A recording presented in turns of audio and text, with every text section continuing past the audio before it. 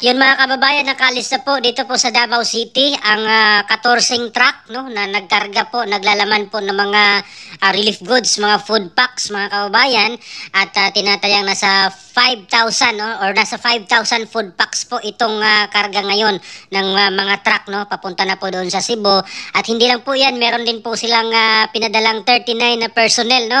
Kasama na rin po dyan yung mga doctors, mga social workers at mga psychologists mga kababayan, upang sa ganon ay matulungan no, magamot itong mga na-stress, nag-panic mga kababayan doon sa nangyaring malakas na lindol no.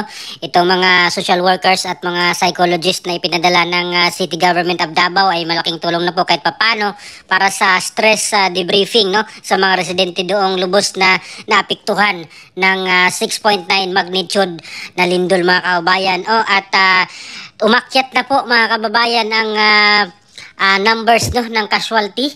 Ayan, so mula sa 69 ay nasa 70 na po mga kababayan yung casualties mula po doon sa pagyanig ng 6.9 na lindol dito po sa Northern Cebu. At dito po pinakamarami ay dito po sa Bugo City at dito sa may Medellin din at San Remigio no. At iba pang lugar dyan sa Northern Cebu. At samantalang meron pong mensahe naman sa VP Sara mga kababayan no, panoorin po natin. Although nasa Cebu na po siya kagabi, nag-iikot na po siya no. Unang pinuntahan po niya itong Medellin at kinumusta po niya yung mga tao doon. At syempre yung kanyang kunting tulong no doon sa mga residente na naapektuhan ng lindol mga kababayan doon sa Northern Cebu. Narito po ang mensahe ni VP Sara Duterte mga kababayan. Sa akong mga kaigsuunan sa Cebu ug uban pang mga isla sa Visayas, kinasing-kasing nga pag-ampo ug pakasubo sa tanang apektado sa linog nga mitay og sa Visayas. Nasayod ako nga dili matungkad ang kasakit nga inyong gibati ug kalisod nga inyong giatubang karon. Apan taliwala sa gibilin nga kadaot sa trahedya sa inyong mga pamilya o komunidad, dili unta kamo mawad-an og pagsalig o paglaom. Magsilbi unta kamong tinubdan sa kakusog, kamaayo ug kadasig sa tanan. We are fervently praying for your safety in Cebu and other parts of the Visayas affected by the earthquake and aftershocks. We ask God to grant comfort to those who have lost loved ones and to provide relief and strength for those holding their families together amid property loss and damage. May you find strength in one another and may the legendary Visayan warmth and resilience shine through amidst this deep sorrow. Shukran. At yun mga kababayan yung mensahe ni VP Sara na nakipagdalamhati po siya at nakikiramay sa lahat po ng apektuhan doon sa magnitude 6.9 na lindol na kung saan marami pong nasawi no, particularly po dito po sa may Northern Cebu at yung mga napektuhan pang iba no dito po sa may Visayas region mga kabayan, kasi hindi lamang po Cebu yung niyanig, apektado rin po dyan yung ibang probinsya kagaya po ng Leyte, ng Biliran, ng Samar, Sorsogon at iba pang lugar dyan sa Visayas area mga kabayan. Malapit po dyan sa may Northern Cebu na kung saan dyan po yung pinaka-epicenter no, ng naturang lindol mga kababayan. At ngayong umaga alas 10 mga kababayan, dumating na rin po doon sa Bugo City no pala itong si President Marcos Jr. Kasama niya po yung ilang sa mga kabinete niya kagaya po nila Secretary Frasco no, ng Department of Tourism. At kahapon nandun nga po si Gibo Chodoro rin ng Department of National Defense. Kasama niya si Secretary Vince Dizon no, ng DPWH at si DSW Secretary Rex Gatchalian mga kababayan.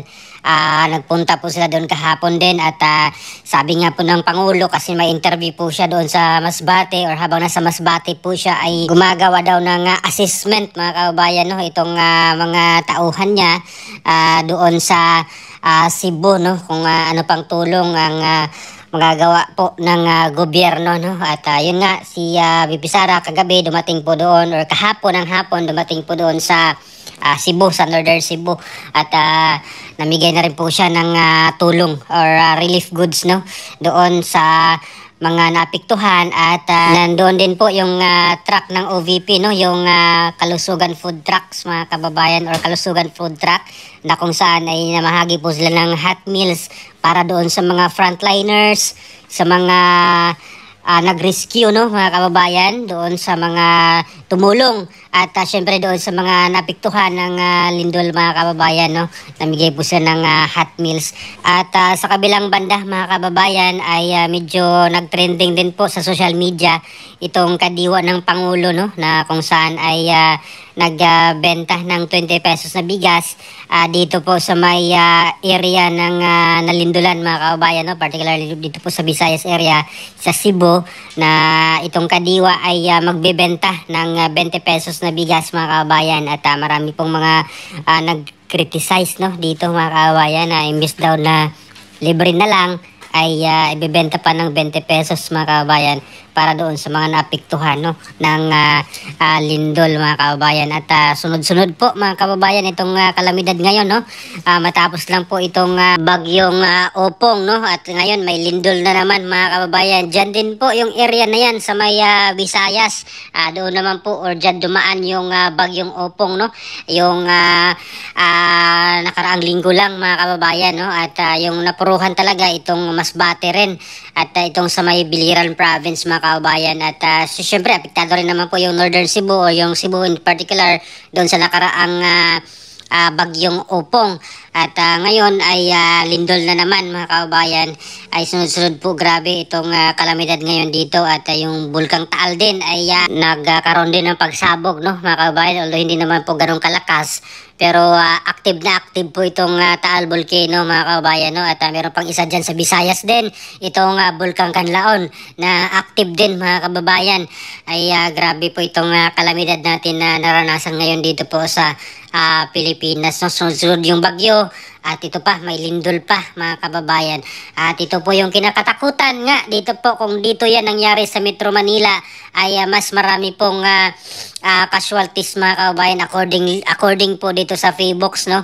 Kaya patuloy po yung panawagan ng paghahanda nga po dito kung gagalaw yung West Valley Fault, no, dito po sa Manila, ay napakadelikado, mga kababayan, kasi ang dami pong mga high-rise buildings po dito na luma na, mga kababayan, no, yung hindi po gaano ka bago yung technology nito na earthquake proof, no, itong mga buildings na ito. Kaya nakakatakot, mga kababayan, itong kung dito nangyari yan sa Metro Manila. Kaya tuloy-tuloy yung panawagan ng paghahanda, no, dito, mga kababayan. Wag naman sana. At baka mamayang gabi, mga kababayan, darating na po ito sa Cebu, no, itong 14 trucks na naglalaman po ng relief goods, no, papunta doon sa mga nasa lanta ng lindol, or napiktuhan ng lindol, no, galing po dito sa City Government of Davao. At ang kakaiba lang, mga kababayan, dahil wala pong mukha, no, ni Mayor Duterte, or pangalan po ni Mayor Duterte, or pangalan ng politiko na inilagay po dito sa kanilang truck, mga kababayan, or dito sa kanilang mga relief goods, no, kasi yung iba kasing mga politiko talagang nakabalandra yung mga mukha nila at pangalan nila. So dito sa Davao ay wala po, no, nakakredit po ito lahat sa people of Davao City, mga kababayan. Yun po yung kaibahan, no, sa ibang mga politiko na tumulong na may mukha. Ito yung mga tinatawag na trapo. Ayan. So dito sa Davao wala pong ganun. Kaya ano po masasabi nyo dito, mga kababayan? Please comment down below. Maraming salamat. God bless po sa ating lahat.